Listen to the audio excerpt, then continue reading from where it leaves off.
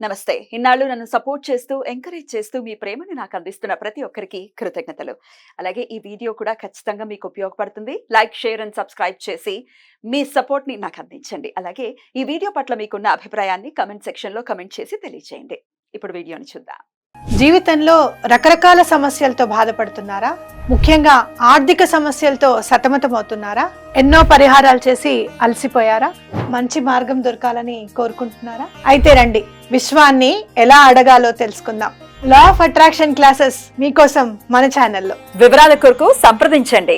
నమస్తే, welcome to our channel. నేను పద్మిని. ప్రస్తుతంతో పాటు ప్రముఖ ఆధ్యాత్మికవేత్త, ప్రముఖ న్యూమరాలజిస్ట్ లక్ష్మీ నరసింహస్వామి ఉపాసకురాలు శ్రీమతి స్రవంతి గారు మనతో పాటు ఉన్నారు. మాట్లాడదాం. నమస్తే అక్క. నమస్తే పద్మిని. ముందుగా మీకు వినాయక చవితి శుభాకాంక్షలు అక్క. నీకు కూడా పద్మిని. పండగంతా మీలోనే ఉంది. అవును. అమ్మో అమ్మో అమ్మో అమ్మో, ఇంత డామినేట్ చేయడమా? చీర కట్టుకొని రోజు వచ్చి looking very very beautiful. Thank you Padmini. చెప్పండి అక్క, వినాయక చవితి అందరికీ కూడా చాలా చాలా ఇష్టమైనటువంటి పండుగ. అందులో ఎటువంటి సందేహం లేదు, అందరూ ఇష్టపడతారు. వీళ్ళు వాళ్ళు అని కాదు. అయితే ఈ కల్చర్ అంటే అందరూ మండపాలు ఏర్పాటు చేసుకుని అందరూ సమిష్టిగా చేసుకుని ఈ వర్ణం ఆ వర్ణం అని కాకుండా కులమత భేదాలకు అతీతంగా ఇలా ఈ పద్ధతిని తీసుకొచ్చినటువంటి బాలగంగాధర్ తిలక్ గారికి నిజంగా చాలా చాలా మనం రుణపడి ఉంటామేమో కదా. ఇంకాస్త దగ్గర చేసింది వినాయకుడిని వీటి వల్ల అని చెప్పుకోవచ్చు. సో నెగటివ్ పార్ట్స్ ని పక్కన పెట్టేద్దాం. నెగటివ్ కూడా ఉన్నాయి, ఎందుకంటే ఈ రంగులు వాడటం వినాయకుడికి అనుకోవచ్చు, లేకపోతే పిచ్చి పిచ్చి డాన్సులు చేయటం అనుకోవచ్చు, పిచ్చి పిచ్చి పాటలు ప్లే చేయడం, ఇవన్నీ కూడా ఉన్నాయి. This is very wrong. కానీ వినాయకుడి మీద ప్రేమను మాత్రం పెంచింది. ముఖ్యంగా చిన్న చిన్న పిల్లలకి వాళ్ళు ఏడ్చేస్తూ ఉంటారు వినాయకుడు వెళ్తూ ఉంటే. సో అదంతా ఈ మండపాలు ఏర్పాటు చేయడం, ఈ పండుగలు చేసుకోవడం ఒక పాత్ర పోషించింది అని చెప్పుకోవచ్చు. అసలు ఈ వినాయక చవితిని ఎలా చేసుకోమంటారు? అందరికీ తెలుసు ఎలా చేసుకోవాలి ఏంటి అని. స్విచ్ వర్డ్ రూపంలో కూడా చెప్పండి అక్క. వేరే మతస్థులు కూడా కొంతమంది ఫాలో చేస్తున్నారు, వాళ్ళ కోసం కూడా ఉపయోగపడుతుంది. తప్పకుండా చెప్తాను పద్మిని. అయితే ఐకమత్యం అన్న మాటకి నిజంగా ప్రతిరూపం మనం వినాయక చవితి అని చెప్పుకోవచ్చు. ఎందుకంటే బాలగంగాధర్ తిలక్ గారికి ఒక ఆలోచన రావడం, అది నిజంగా చెప్పాలి అంటే భగవంతుని సంకల్పంగా మనం చెప్పుకోవచ్చు. ఎందుకంటే ఎన్నో సార్లు ఎన్నో మూమెంట్స్ జరిగి ఇప్పుడు ఇంకా రావడం ఖాయమే, ఈసారి ఎటువంటి పరిస్థితుల్లోనూ మనకు వస్తుంది స్వాతంత్రం అన్నప్పుడు చాలా సందర్భాల్లో అది మళ్ళీ అందకుండా వెనక్కి వెళ్ళిపోయింది. అయితే అలాంటి విఘ్నాలన్నీ కూడా తొలగింప చేయడానికి ఆ విఘ్నేశ్వరుడే ఆయన మదిలో స్ఫురణకి తీసుకొచ్చారేమో అని అనిపిస్తుంది. ఖచ్చితంగా. ఎందుకనంటే ఆ స్వాతంత్రానికి ఉన్న విఘ్నాలన్నీ కూడా తొలగిపోయి ఈ రోజు స్వేచ్ఛా వాయువులని మనం అందరం పీలుస్తున్నాం. ఇంత సుఖ సంతోషాలతో సమృద్ధిగా ఉన్నాము అని అంటే అది స్వాతంత్రం యొక్క మహిమే, అది భగవంతుని సంకల్పంగా మనం భావించవచ్చు. అయితే వినాయకుడు జననం దగ్గర నుంచి మనం చూసుకుంటే కనుక అప్రయత్నంగా ఆయన జన్మించారు కదా.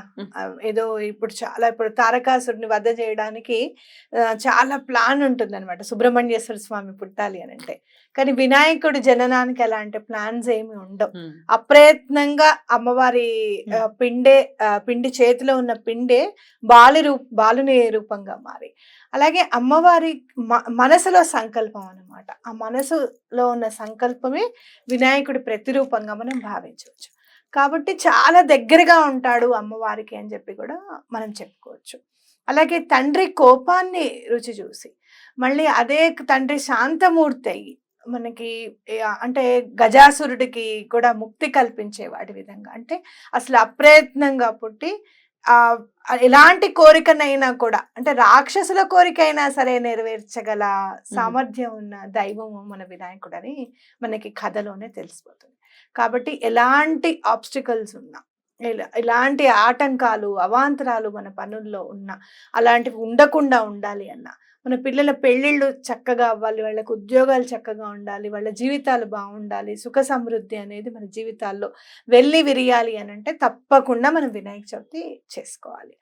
అయితే మనం ఈసారి కొంచెం మనం చూడాల్సింది ఏంటి అని అంటే ఆ 21 హర్బ్స్ ఆఫ్ వినాయక్ అని చెప్పి మనం నిజంగానే అసలు ఏం వాడతాం అసలు వినాయక పత్రి. పూజలో? పత్రి. ఉమ్. ఏదో కొండల నుంచి తీసుకొచ్చేస్తున్నారు కదా, వాళ్ళని అడిగి 50 రూపాయలు అయితే ఇంతేనా, ఇది మరీ బాగుంది, రేపు రోడ్డు మీదే వదిలేసి వెళ్ళిపోతారు మీరు, మాకు కొంచెం ఇవ్వండి అనడంతో కాకుండా అసలు పత్రి అనేది ఏముంది? అండ్ ఏవి పడితే ఒక రోజు- వేసేయడం కాదు ఆ, కదా అక్క? కాదు. ఉమ్. ఒక రోజు ముందు అసలు పత్రి ఏంటి, మన చుట్టుపక్కల మనకి ఏం దొరుకుతుంది, Hmm. మనం ఇంకా ఏం తెచ్చుకోవాలి, అది ఎలా ఉంటుంది. ఇప్పుడు చక్కగా గూగుల్ అన్ని మనకి అవైలబుల్ గా ఉన్నాయి. Ah. ఒక్క గంట సేపు మనం కూర్చొని పిల్లల చేత కూర్చోబెట్టి, రే 21 పేర్లు ఏమున్నాయో చూడండి, దాని ఏంటి అసలు, మనం చుట్టుపక్కల మనకి ఏం కళ్ళకు కనపడుతున్నాయి. ఎందుకంటే వర్షాలు పడతాయి కాబట్టి తప్పకుండా ప్రకృతి మనకి ఉమ్మెత్తలు, జిల్లేళ్ళు అవన్నీ కూడా మన అందుబాటులోనే ఉంటాయి. ఉంటాయి. గన్నేరు పువ్వులు, ఇంట్లో ఉండే తులసి, దానిమ్మ దానిమ్మ ఆకు. చెట్టు, ఉమ్. అలాగే మామిడాకులు మామిడి. చాలా మాత్రం మనకి అందుబాటులో ఉండేవి. ఉమ్. ఇంక గరిక, గరిక. ఇంకా ఏమున్నాయో అవన్నీ చూసుకొని ముందు రోజే ప్రిపేర్ అయ్యి తెచ్చుకోవడం అనేది చాలా ఇంపార్టెంట్. ఎందుకనంటే ప్రకృతి మైమరిచిపోతుందేమో వినాయక చవితి అప్పుడు అనిపిస్తుంది. మీరు చూడండి, ఎప్పుడైనా వినాయక చవితి నాడు తప్పకుండా వర్షం కురుస్తుంది, ఉమ్. అవును. కొంచెమన్నా పడుతుంది, అవునా కదా? ప్రకృతి హ్యాపీగా ఉన్నట్టే కదా. హ్యాపీగా ఉన్నట్టు. కాబట్టి వినాయక చవితిని కూడా ప్రకృతిని మొత్తం మమేకం చేస్తూ స్వామివారికి ఈ పువ్వు ఆ పువ్వు అనేది ఏముండదు. చివరికి తులసికి అర్హత లేదు, స్వామివారి శాపం ఉందన్న తులసికి కూడా ఆ రోజు అర్హత ఉంటుంది పూజలో. కాబట్టి చక్కగా అన్ని తీసుకొచ్చి పూజ చేసుకోవడం అనేది చాలా ఇంపార్టెంట్ అన్నమాట. ఎప్పుడు కూడా మనం ఈ రోజు కొత్తగా చేయాల్సిన పని ఏంటి అని అంటే ప్రత్యేకంగా సింధూరాన్ని సమర్పించడం. మీరు చూడండి, ఎక్కడైనా కూడా సింధూరము అనేసరికి మనం ఆంజనేయ స్వామికి సమర్పిస్తాం, కానీ ఎప్పుడైతే సింధూరం వినాయకుడికి సమర్పిస్తామో, మీరు గుళ్ళల్లో కూడా సింధూర గణపతి ఉంటాడు. మీరు చూడండి, మన కీర్తనలో కూడా శ్రీగణనాథ సింధూర వర్ణ అని అంటారు. అంటే ఎప్పుడైతే మనకి సింధూరం గనక స్వామికి సమర్పిస్తే మన పిల్లల్లో, మనకి పుట్టిన పిల్లల్లో చాలా ఇంటెలిజెన్స్ అనేది ఉంటుందట. ఆల్రెడీ పిల్లలు ఉన్నారు అని అంటే వాళ్ళతో పెట్టించండి, మీరు కూడా పెట్టండి. చదువులో ఎట్లాంటి ఆటంకం లేకుండా, అమ్మ నాకు మ్యాథ్స్ అర్థం కావడం లేదు, లేకపోతే నాకు ఫిజిక్స్ అర్థం కావట్లేదు అని చెప్తూ ఉంటారు పిల్లలు. దానిలో ఉన్న ఆటంకాలన్నీ కూడా తొలగిపోతాయి అన్నమాట. కాబట్టి సింధూరం అనేది ఈసారి తప్పకుండా సమర్పించండి స్వామికి. ఎట్లా సమర్పించాలి?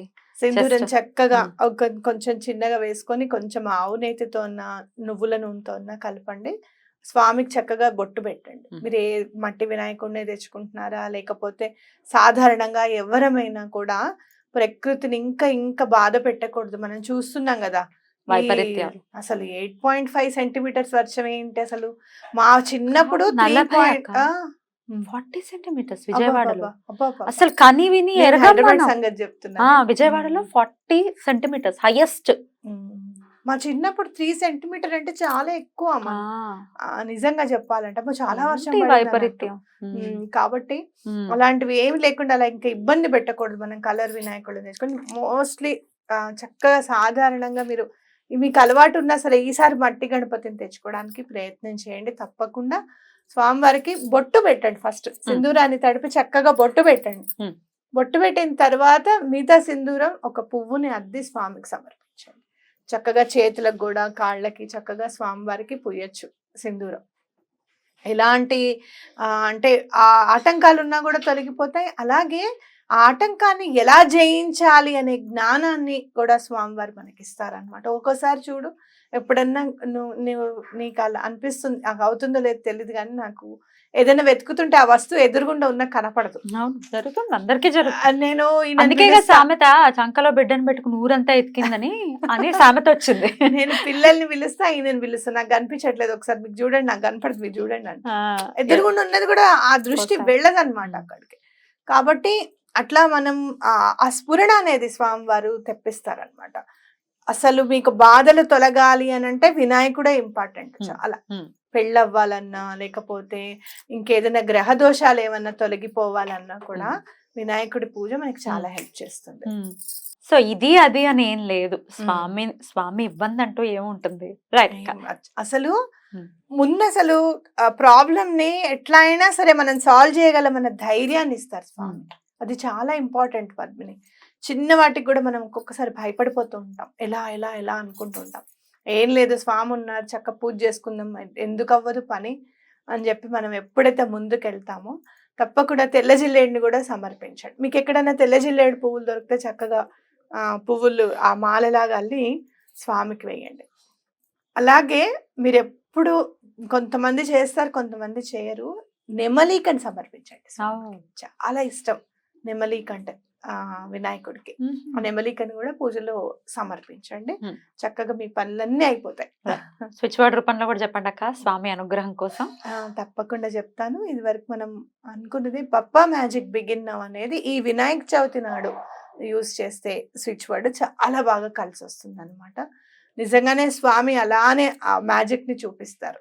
అలాగే మీకు అమ్మవారిని కూడా తలుచుకునేది ఉండి చక్కగా కొంతమంది ఇళ్లలో వినాయకుడినే కాదు గౌరీ అమ్మవారిని కూడా తీసుకొచ్చి పూజ చేస్తారు. ఎక్కువగా కర్ణాటకలో వినాయకుడిని పెట్టి అక్కడే గౌరమ్మ అని కూడా పెడతారనమాట.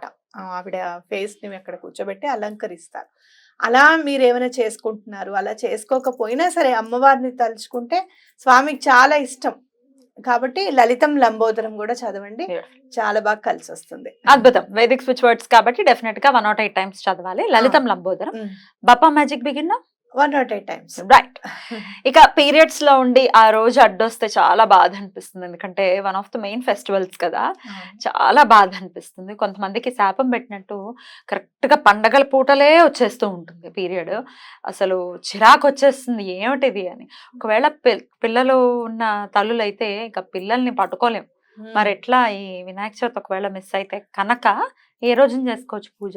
నేనైతే మాత్రం ఈసారికి పక్కన కూర్చోమనే చెప్తాను పద్మిని. ఎలాగో అలాగా 3 రోజులు వదిలేసేయండి. మీరు బయట ఏదైనా మీరు ఆర్డర్ చేసుకుని తెచ్చుకుని తినడం కాదు, స్వామివారికి అంత అన్నము అంత పెసరపప్పు వండి నైవేద్యం పెట్టినా సరిపోతుంది. పూజ కంపల్సరీగా అవ్వనివ్వండి. అస్సలు అలాంటిది ఏమి మాకు అవ్వదు అంటే గనక పక్కన కూర్చోవడం ఇంకా మాకు కుదరదు అని అనుకుంటే గనక గణేష్ నవరాత్రులు 9 రోజులు వస్తాయి కదా పద్మిని.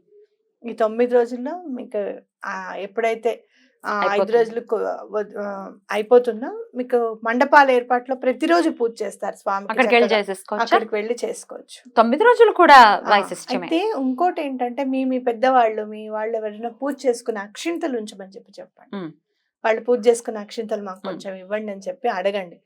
అలా అడగడానికి కూడా ఇబ్బంది అయితే మండపారాధనలో మండపాల్లో ఎక్కడైతే ఆరాధిస్తున్నారో వాళ్ళని కొన్ని అక్షింతలు ఇవ్వమని చెప్పి అడగండి.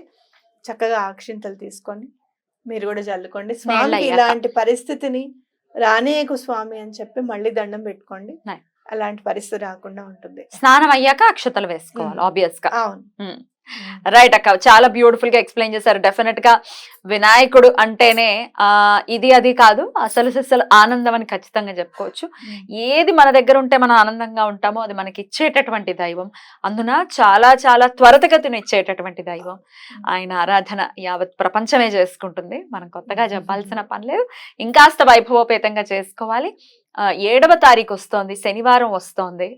కేతుకి అధిష్టాన దేవత అని కేతు కంటే చాలా ఇష్టం వినాయకుడు. అందుకే మీరు గరికని కానివ్వు, లేకపోతే పెసర్లు ఉంటాయి, పెసర్లతో వండింది కానివ్వు. ఇంకొకటే చెప్తున్నా, గ్రీన్ కలర్ లో మీకు ఏది కనబడుతుంది కోరుకుంటూ మరొక్కసారి ప్రేక్షకులకి మీకు వినాయక చవితి శుభాకాంక్షలు. నమస్కారం అక్క. నమస్తే.